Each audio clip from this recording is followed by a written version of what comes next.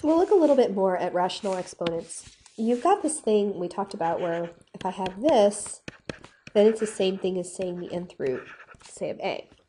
Okay? Now, a couple of things we can do with that additionally is say I took all that and put it to the m power.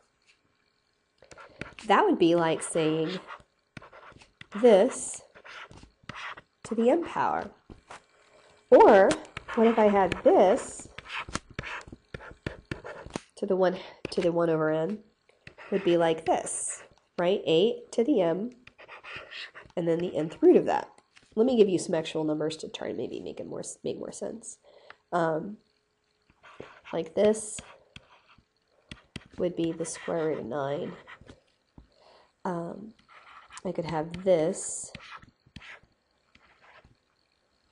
which would be the square root of 9 cubed, or I could have this, which would be, what am I trying to say? This would be 9 cubed square root. Okay, so really I'm focusing on these second two right here.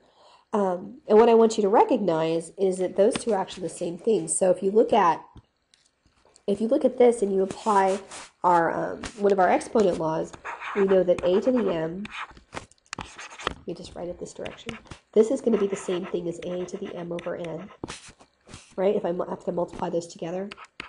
And this is also going to be the same thing as a to the m over n. So these are actually equal. So the first one and the second one are actually equal to each other. And if we look at it numerically, we can see that. So the square root of 9 is 3. 3 cubed is, come here, 3 cubed is 27. 9 cubed is, let's see, 9 times 9 is 81. 81 times 9 is 729. 729. And if you happen to know your square roots, wait, am I doing this right? 729. Yes. Or we could just test it. If I'm going to make sure this is 27. That's 27 times 27, 49. 14. 729. Yep, and the square root of 729 is 27. So you see you get the same thing. So I think that's kind of another thing that you want to add to your list of properties is that, I don't know how you want to say it, but that this,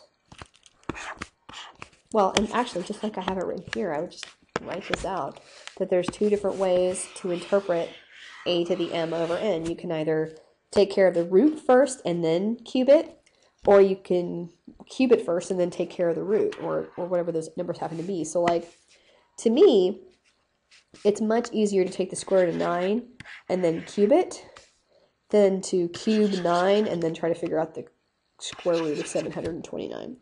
So really, it means that you can do it in any order that you want. You just do it in the order that makes the most sense to you. You know what I mean? So like, if you see something and, you know, if I had like 16 to the 2, well, like 16 to the 3 halves, again, I could say, well, that's either the square root of 16 cubed, or it's 16 cubed and then take the square root of that. It doesn't matter what order I do it in, but personally, I can find the square root of 16 way better than I can find the square root of whatever that is. I don't even know, because I don't feel like doing it. So, and I shouldn't have to, because I'm just going to do it in the order that it makes the most sense to do. Sometimes it makes sense to do it the other way. So if you had, say, 2 to the, I don't know,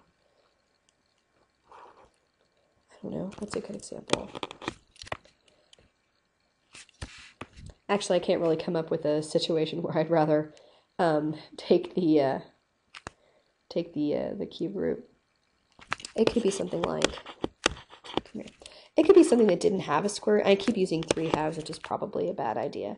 But I just kind of want you to get the idea that, like, I don't know what the square root of 6 is, so that's not really that helpful.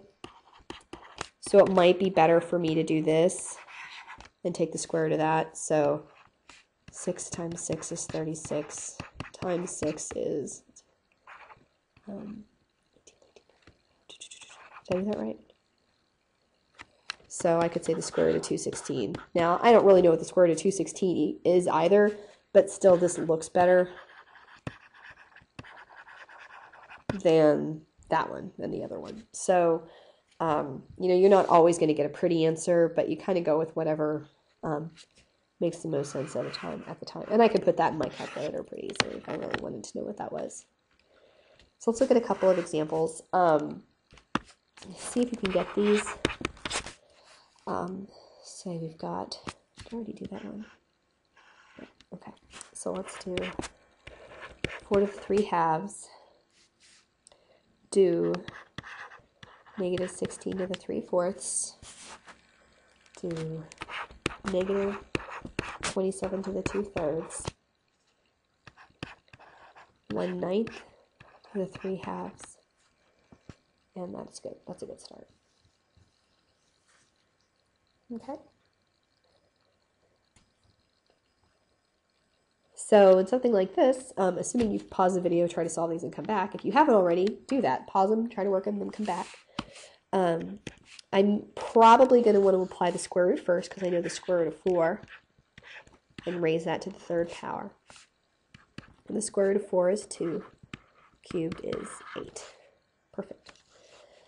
Okay, for this one, that negative sign is sticking out front, so I just kind of write it and then I move on with the rest of my life. I'm going to go with the 4th root of 16 cubed. So I think that's the first important step, is actually getting that written right. Okay, the 4th root of 16, 2 times 2 times 2 times 2. 2, right, because 2 times 2 times 2 times 2 is 16. So the 4th root of 16 is 2. So 2 cubed is 8. Perfect. So negative 8. Okay. And let's see what else I can do. Now in this one, the negative sign is inside the parentheses, so it's the cube root of negative 27. And avoid the temptation to say, well, I can't find the cube root of a negative number. You can. You just can't find the even number roots of negative numbers, but you can find the odd roots of negative numbers. So just remember, if I take negative 3 times negative 3 times negative 3, it's going to give me 9 times negative 3, which is negative 27. So negative 3 cubed is negative 27. Okay, so I can find the cube root of a negative number, or the 5th root, or the 7th root, or the 9th root, because I can have that plus minus thing going on. I just can't find the square root, or the 4th root, or the 6th root of a negative number. So let's get that out of the way. So that's going to be negative 3, and that whole thing is going to be squared. That's going to give me 9. So these are all pretty tricky, and they really do rely on you being pretty strong in your algebra, so it's going to be kind of rough, potentially. Okay, I remember that I can apply that to the top and the bottom. That's one of my exponent laws. So I'm going to say the square root of 1 cubed, the square root of 9 cubed,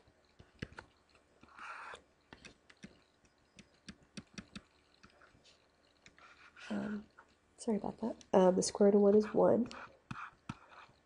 The square root of 9 is 3. So 1 over 27. Kind of fun, right? So good for you. Now the last kind of funny thing that we can do with these is put a negative sign on it. So I could say if you remember what a to the negative n is, remember it's 1 over a to the n. So likewise, if I have a to the minus m over n, that's 1 over a to the m over n, sorry.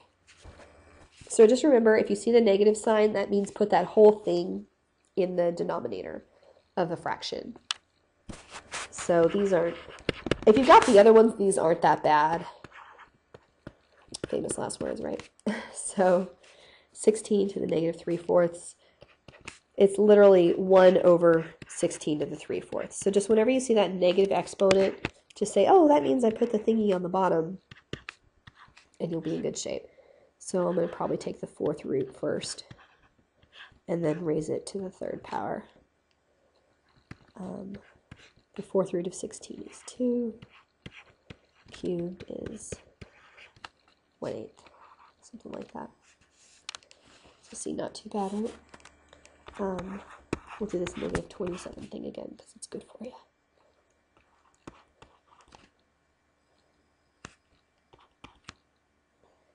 So again, you've got this 1 over. Really, it's the same thing, except you're putting it in the bottom part of a fraction. So let's go with the cubed root of negative 27. And I'm going to square the whole thing. The cube root of negative 27 is negative 3. Square the whole thing. And get 1/9. And that should actually make sense because here you see we have negative 27 to the positive 2/3 and we got 9. Here we have negative 27 to the negative 2/3 and we get 1/9. So we should get the same number, but here's a plus sign. Here's the negative sign, and that means it's just 1 over whatever that is. So it should make sense, kind of. That would just, whenever you have that negative exponent, it just means you're going to get the same answer if it was positive, except you're just going to put it on the bottom of a fraction.